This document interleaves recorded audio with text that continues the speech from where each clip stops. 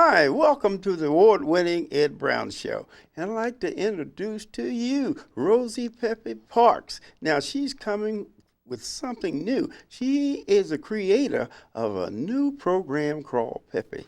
Rosie, like to have you. Welcome to the Ed Brown Show. And it's great about your venture and what you plan to do to give the station another show called Peppy. Now, this is the first time, so you better look around here because you want to see this is a terrific show that Rosie had. Tell us, how did you get involved in producing and creative producing? And what does creative mean? Creative. Well, I'm a creative person by heart. That started when I was very young. I used to host shows like in my neighborhood back in Jamaica where I lived. Oh, so you're originally from Jamaica? Yes, I'm a Jamaican. I actually came to the States in 2003, not that long ago. So I've spent the bulk of my life in Jamaica. And while I was there, apart from doing those shows when I was, I think from 10 until my earlier teenage years, I was involved in a lot of different productions, more event type stuff. And so it's something that was always there. I just decided to do it starting 2011 on New Year's Day, but I've been thinking about it actively. Is that right? Yes. That's fantastic. Just what is your background? Just what are you doing now? Well, my background is, like any Jamaicans, we have a lot of jobs. I actually have a lot of interests, but I have a background. I have an undergraduate in business and professional management and a master's in management with a concentration in public relations. Excellent. So in my day job, I'm director of communications for a nonprofit organization in Washington, D.C. And in my own personal life, my passion project is Peppy Entertainment and Promotions. Yeah. Okay. Now, give us some ideas of some of the things that you're going to bring on your show. When you say creative, you're going to deal with. Just give us a outlook. Well, my show is really about the personalities that I interview. Just like your show, you interview interesting personalities. Right, positive. Positive. Right. And for my show, each personality has to be doing something that's community service. So it's not just about highlighting someone who has a personal business. Their personal life should speak to some of the things that they're doing to edify the community. And so the show is really conversations with ordinary people, I like to call it, who are doing extraordinary things. And I've actually shot the entire first season already. We have 13 pepisodes. I call them Is pepisodes. that right? Well, tell us about them. Well, they're with a number of different personalities.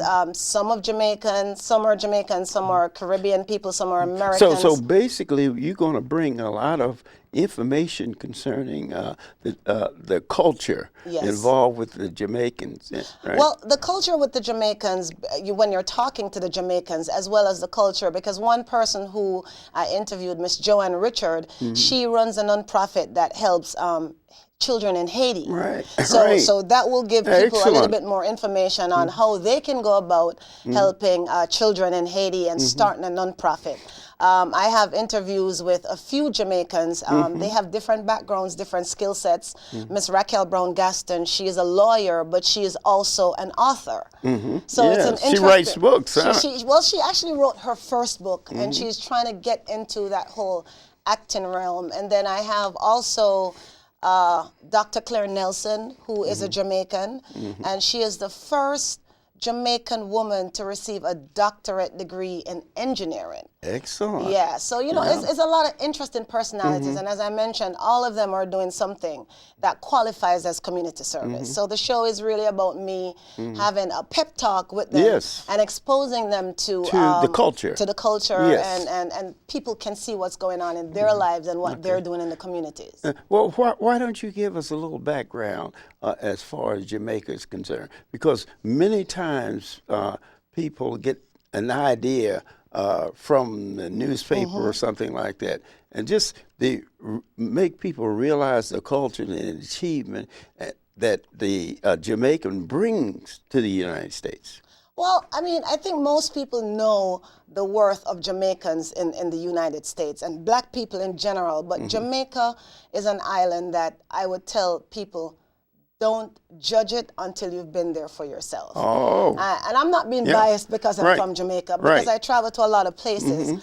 But, you know, growing up in Jamaica, of course, for me, it's the most beautiful experience Right. ever. Well, tell us about the culture.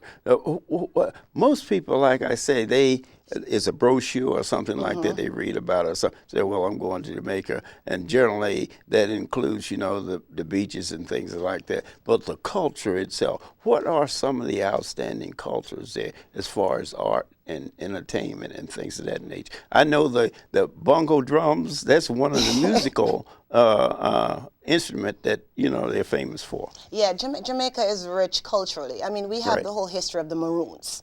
And if people don't know about the Accompong Maroons, they're kind of like in their own territory, and they do their own stuff. They have their own cultural norms. And even some of the persons in Jamaica, we're not a part of that particular culture because they practice their own stuff. Of course, the Rastafarian culture is very much alive in Jamaica. The reggae culture is big. Everyone knows about Jamaican reggae through Bob Yes, Marley. certainly. You know, we have a lot of stuff that we do in terms of cultural dances. We Yes. talk about the food, the spices. Of course, everyone knows about our beautiful beaches. Yes, But we right. are a vibrant people. We are very ambitious. We are also very hospitable. You know, if you come to the island, there's a Jamaica tourist board ad that says, "Come to Jamaica and feel all right." And our thing is like, no problem, man. I mean, I know the media portrays Jamaica to be, you know, whatever they portray it to be. And I'm not even feeding into that. And like any place, of course it has crime. Of course there's stuff going on in any community that you should be aware of. But they always show that side of Jamaica where it's not the typical tourist destination. Right. So a tourist person is not going to go into West Kingston, Jamaica to spend their time. They're going to go to the tourist towns. They're going to go to Devon House. They're going to go to Bob Marley Museum. They're going to go to Treasure Beach. They're going to go to James Bond Beach, Duns River Falls, Right. Ocho Rios, Negril. They're going to go to all these places where they're going to see the rich culture, the art, and the people. Okay, well, what about some of the foods? Give us, you know, a lot of people enjoy the Jamaican culture and the foods. And the foods. Quite a few people are in business, you know, with Jamaica foods. Tell us about that and how it's done, you know. Well, Jamaican food, I mean, everybody, when they think about Jamaican food, they think about jerk. That's kind of one of the biggest things that they think Right. about. Jerk this, jerk that. And jerk is very popular on the island. Jamaicans, you know. Now, what is jerk?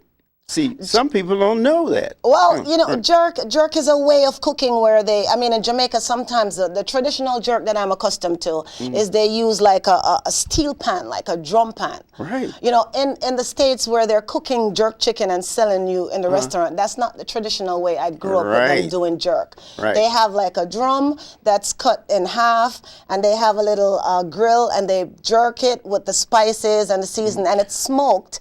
And So it's covered. jerking don't mean physical. Jerking means spicy. Spicy and smoky. And it's a method of cooking in Jamaica. Oh, it's a method of cooking, right. Yes. Because some people think when you say jerking and things of that nature, they think of maybe a pork or, you know, those type of, basically, pig, you know. Well, you know, you can jerk anything in Jamaica. One of the big things that they So have... the jerking is not related to the food itself. Well, it's the system.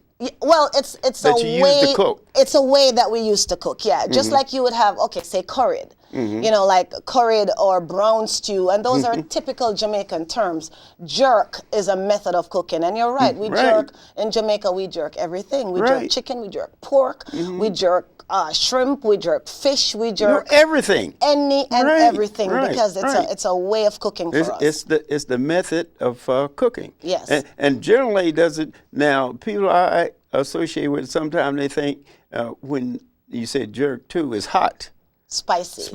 Well, I say hot. The word is spicy. The word is spicy. And, you know, our palates in Jamaica and I think in the African diaspora is made for a spicier flavor. So jerk is a spicy food in Jamaica. We love spices, and So we you like spice everything. Yeah, we tend to spice everything a lot. You know, most of us can do jerk. You know, so it gets a little spicy for more Americans because that's not something that they're really accustomed to. But a lot of them like it because they've been eating jerk because they love the island food. So What are the natural flowers and things of that nature associated with Jamaica? we have bougainvillea. We have lots of tropical flowers in Jamaica. Yeah, that's what I mean. Yeah, hibiscus. I can't remember geraniums. I mean, I can't remember all of them. We have a lot of gardens, but we have a lot of lush, natural foliage, plants, and flowers all over the island. Oh, everywhere. Everywhere, Right. everywhere. Well, and what about the youngsters? How do they get involved with the culture? Is that taught to them, or just how do you do that? Well, you know, when I was growing up, we were very exposed to the culture. For example, we have a celebration that's called our festival or Right, that's independent what I want to celebration hear. Right. every year. And when I was growing up, in my time, it's something that we did in school, and then we would have auditions for persons to perform at this big festival that we had, and we would do all the traditional Jamaican folklore dances, everything that is Jamaican. The youngsters would be exposed to it. I mean, I think they're still doing it. I'm sure they're still doing it. Not sure if it's as rich as when I was growing up, and even richer when my folks were growing up. Because, you know, the youngsters know they're interested in other stuff that sometimes is not necessarily as cultural as it used to be when we were growing up. But they still do it. You have Edna Manley Visual Arts Center. They're still doing poetry. I know they still do a lot of celebrations when it comes to those times of the year. Heroes Day, they're still exposed. They're taught about the national heroes of Jamaica. Yes. You know, they know about the history. The history. Now, give us some of the history of Jamaica, as far as the Jamaica is concerned. Okay, well, Jamaica got our independence in 1962. So I guess that would make us 49 years. This year we have 7 national heroes, one of whom is a female, Nanny of the Maroons. The most popular one that people can identify with and know about is Marcus Garvey. Marcus Garvey. Yeah, everyone knows about Marcus Garvey, one of the most powerful orators of our time. And we know about the history and how he was imprisoned by the U.S. So many people can identify with Jamaica. The whole slavery rebellion, Nanny of the Maroons was instrumental in doing stuff like that. We have Sam Sharp, who is responsible for a lot of stuff, including the Sam Sharp Square that's in Montego Bay, which is another tourist town of Jamaica. George William Gordon. Montego Bay. They made a song with Montego Bay involved in it. Many songs with Montego Bay. Many songs are made about Jamaica. And Montego Bay is one of those areas in Jamaica that's a tourist destination. So a lot of people who travel to Jamaica, they don't go to Kingston necessarily. They'll go to Montego Bay. What's the capital? The capital of Jamaica? Right. Kingston. Kingston. But usually, if you really want to see the culture, it's better to go to Rio. Well, it depends what side of the culture you want to say, because Kingston does have a lot of history. You know, I mean, but it's not as popular. It's not as popular, and again, that ties us back to what you mentioned when you said, you know, when the media portray Jamaica. Yeah, sure. Typically, what they're showing is what's going on in Kingston, which is West Kingston. But Kingston is also called, well, Kingston is also Kingston and St. Andrew. That's how we call it. So when I say Kingston, like I say I'm from Kingston, sometimes I mean St. Andrew. Because in Jamaica we use Kingston and St. Andrew interchangeably.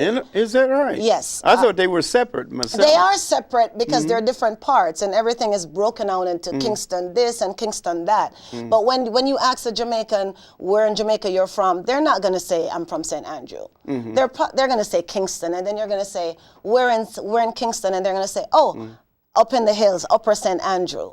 So when the media shows you Kingston, they're showing you most likely those garrison communities, the volatile areas that a tourist and even a person like myself we don't typically go into those areas. Yeah, the natives don't. Yeah, unless you live in those areas, Right. you really don't go in there because Day to things day. are like Yes. So right. that's not the day-to-day existence. But if you were going to Jamaica and you're going to Kingston, there's a lot of stuff that you can see. Bob Marley Museum.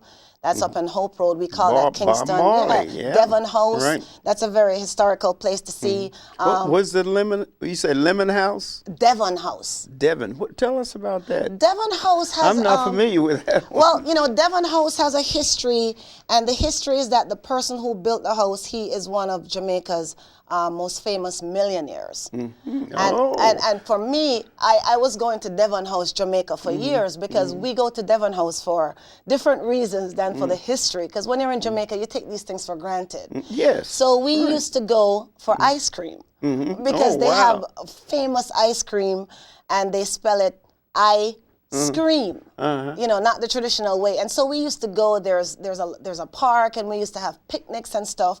But the person who Devon House is named after, and there's a mansion, and it has a lot of stories and histories to it. That is located in between where the Bob Marley Museum is and where like Halfway Tree Square is. And that's a popular tourist destination when folks go to Jamaica. Also, they have entertainment there? They have entertainment. They have a lot of cultural shops. In fact, Cheryl Lee Ralph, who a lot of people know about, her mom has a store there, and they sell a lot. If you're trying to get souvenirs to take back home, then you should visit Devon House. What? Devon House. Yeah, Devon House. Right. So and you should try the ice cream. Ice cream. Now, what is that made of? Is that like a regular cream, or is that some countries call ice cream, and just like Italians, they deal with the Italian ice. The Italian ice. And things like that. That's mostly Italian. But you're talking about this is real from the milk. Yeah, this is ice cream, just like you have ice cream here. The difference is that it's made from fresh, and so they have stuff where they inject a lot of the Jamaican flavors in it. So you'll find stuff like soursop ice cream, and soursop is one of our fruits. They'll do like the Devon Stout, which is made from like a dragon, like a Guinness Stout. So the ice creams themselves are very flavorful, and most of the flavors are from foods that are atypical Jamaican foods. What fruits are typical Jamaican, would you say? Well, we have a lot of fruits in Jamaica. We have Jamaican Otaheite apples. We have lots of oranges. We have bananas. We